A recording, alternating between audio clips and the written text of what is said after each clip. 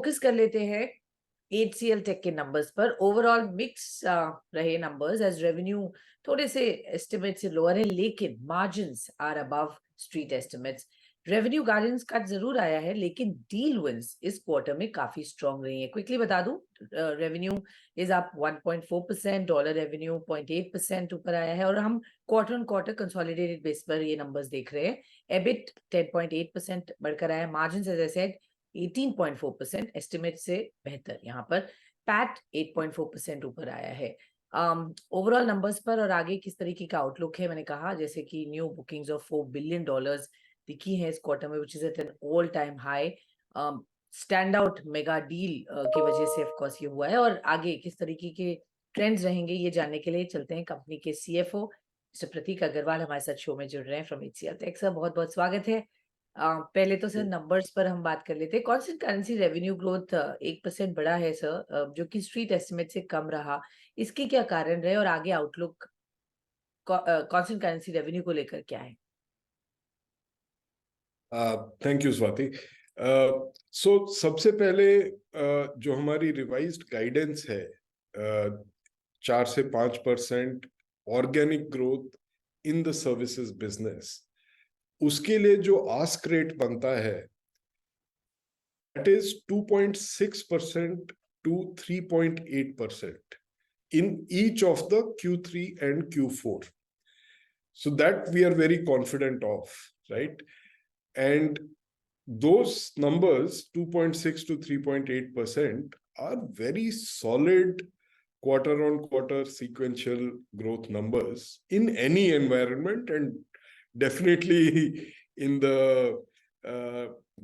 current macroeconomic environment that we are going through. और ये कैसे आएगा? सारा वो 4 बिलियन जो आपने बोला इज द आंसर। 2.1 बिलियन जो है 6 साल के अक्रॉस, उसका एवरेज बनता है $330 मिलियन पर एनम, और उसका अगर आप 2 महीने का कंट्रीब्यूशन अगले क्वार्टर में आएगा, Q4 में पूरे 3 महीने का आएगा क्योंकि 1 नवंबर से डील स्टार्ट हो रही है, और जो बाकी 4 बिलियन में से 2.1 बिलियन वो है, बाकी भी 1.9 बिलियन है। So it's like half and half. जो बाकी की डील्स हैं they will also start delivering in Q3 and Q4। सो जो हमारा रिवाइज गाइडेंस है, हमने काफी एस्टिमेट्स रिवाइज किए हैं और पूरा देख के बनाया है। तो both on the margin front, on the revised guidance front, we are very, very confident. Alright sir, operating margins यहाँ बहुत बढ़िया प्रदर्शन रहा, स्ट्रीट एस्टिमेट से काफी अच्छे यहाँ पर रहे। 18.4% पर जो आए हैं, ये कैसे आए? पहले तो सर कौन से फैक्टर्स ने कंट्रीब्यूट किया और क्या लग रहा है आगे मार्जिन पिक्चर को लेकर? 18 to 19% is the guidance, so that we will definitely achieve. इस क्वार्टर में 18.5% is 150 basis points improvement on a sequential basis.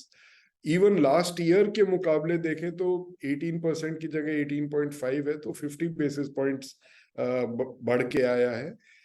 इसके रीजंस बेसिकली 3 या 4 रीजंस हैं ज्यादा। एक तो हमने जो थर्ड पार्टी कॉन्ट्रैक्टर्स हैं उसको काफी कम किया है, 70 बेसिस पॉइंट्स तो वहीं से आया है। Recruitment is the other area जहाँ पे हमने काफी मतलब रिक्रूटमेंट की जरूरत नहीं पड़ी क्योंकि एट्रिशन भी कम हो गई है और ग्रोथ भी थोड़ी कम रही पिछले 2 क्वार्टर्स में।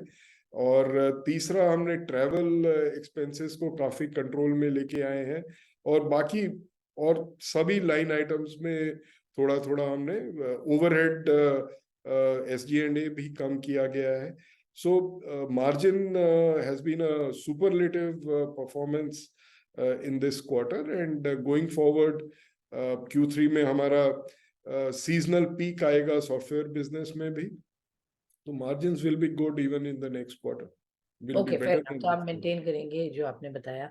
सर एक quick check on the revenue guidance जिसको आपने घटाया है 5.5 to 6% कहा है वर्सेस 6 to 8% अर्लियर, क्या वजह रही इसकी एंड आपको एनवायरनमेंट इंप्रूव होते हुए कब दिख रहा है? तो स्वाति, जो फर्स्ट हाफ की जो एक्चुअल्स आए हैं वो हमारी एक्सपेक्टेशन से डेफिनेटली कम थे। हमने वो पिछले क्वार्टर में भी देखा और इस क्वार्टर में भी it is reasonably good, but हमारा जो इंटरनल एस्टिमेट था उससे अभी भी कम है। सो it is really the story of the two halves. The first half is what is driving the guidance cut, but the second half is extremely good. I mean, 2.6 to 3.8% in any environment is good, like I said. So there's nothing to complain about the second half. And the guidance is sum of the two halves. Okay, fair enough. Environment improve यहाँ से कब लग रहा है sir आपको होगा? When will things get better, जिसमें आप कॉन्फिडेंटली कह पाएंगे कि रेवेन्यू बेहतर होगा? देखिए, रिवेन्यू तो बेहतर हो रहा है, अगले 2 क्वार्टर का हमने आपको ऑलरेडी शेयर किया, लेकिन जो मैक्रो इकोनॉमिक एनवायरनमेंट है वो कब इम्प्रूव होगा इज वेरी डिफिकल्ट टू से। नेक्स्ट 2 क्वार्टर तो जो हमने डील्स ऑलरेडी बुक कर ली हैं या जो डील्स एडवांस स्टेज में है, जो हम इस क्वार्टर या अगले क्वार्टर बुक करेंगे, उसके हिसाब से हमने आपको अनुमान दे दिया। लेकिन उसके आगे क्या होगा इस समय थोड़ा टू अर्ली टू से, स्वाति। Okay, no problem. मैं जानना चाहूंगी सर, कुछ प्राइस नेगोशिएशंस चल रहे हैं क्लाइंट्स के साथ with existing contracts and new deals? क्योंकि जैसा आपने कहा एनवायरनमेंट थोड़ा सा स्ट्रेस्ड है और हमने सुना इस वक्त सेक्टर के लिए थोड़ा सा चैलेंज है when it comes to pricing. So किस तरह से उसको आप देख रहे हैं, आप क्या एक्सपीरियंस कर रहे हैं? देखिए, प्राइसिंग और प्राइस नेगोशिएशंस तो हर क्वार्टर में होते हैं। I mean, you don't sign a $4 billion deal size without pricing negotiations, right? So अब लेकिन ऐसा कोई मतलब कोई आउट ऑफ द ऑर्डिनरी कुछ ऐसा अभी तक तो नहीं देखा है। आज से 2-3 साल पहले, 2 साल पहले, I think there were a couple of quarters we saw some irrational pricing behavior, but अभी तो ऐसा कुछ नहीं है।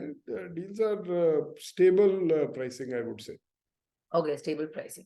लेकिन सर मैं अगर आपके ओवरऑल परफॉर्मेंस देख रही हूँ तो ज्योग्राफी वाइज अमेरिका, यूरोप और हम अगर उसकी बात करें, क्या लग रहा है कहाँ पर आगे ग्रोथ प्रॉमिसिंग है इन टर्म्स ऑफ ज्योग्राफी, जहाँ पर आप बेट करेंगे and you think the major growth will come from there? And अगर हम वर्टिकल वाइज ब्रेकअप देखें तो रिटेल एंड सीपीजी अच्छा परफॉर्म कर रहा है, टेलीकम्युनिकेशंस अच्छा परफॉर्म कर रहा है, लेकिन मैन्युफैक्चरिंग, टेक्नोलॉजी एंड सर्विसेज यहाँ थोड़ा गिरावट देख रहे हैं। तो यही ट्रेंड्स लग रहे हैं सर आगे भी? कहाँ पर वर्टिकल वाइज आपको लग रहा है स्ट्रेंथ दिखेगी? देखिए, जो हमारा अगले 2 क्वार्टर का जो प्रोजेक्शन है, that will definitely be the highest growth Americas में होने वाली है फ्रॉम अ ज्योग्राफी पर्सपेक्टिव, और टेलीकॉम में होने वाली है फ्रॉम अ वर्टिकल पर्सपेक्टिव। और आप समझ सकते हैं इसका इशारा सीधे सीधे एक तो जो लार्ज डील है which is going to give more than half of the growth that we are talking about. Right. तो ये वर्टिकल और वो geography is the prime candidate driving the growth. And okay, so geography and vertical clearly defined here because of this large deal. But deal pipeline beyond the 4 billion that we're talking about, but broad base के point of view से क्या लग रहा है वहां पर? आप इसी तरह से हमें सरप्राइज देते रहेंगे, बड़े कुछ वन ऑफ डील्स, या एक ट्रेंड कंटिन्यू होगा मोमेंटम वाइज? वो एक कहावत है, आपके मुंह में घी शक्कर।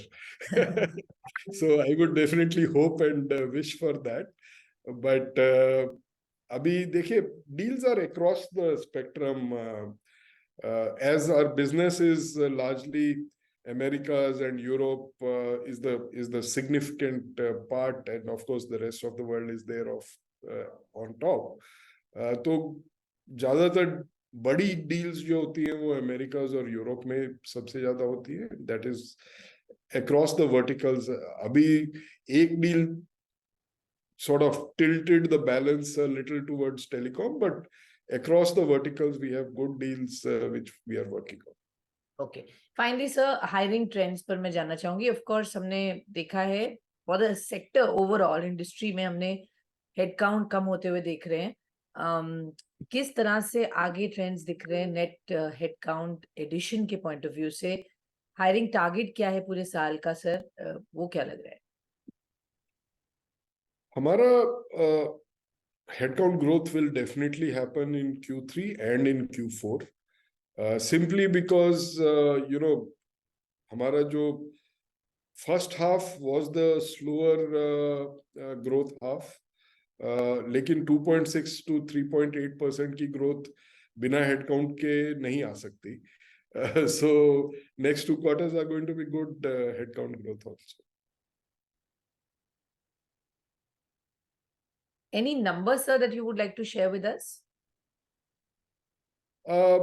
देखिए, जो lateral hiring है that is always a factor of growth and attrition, because attrition backfill drives that.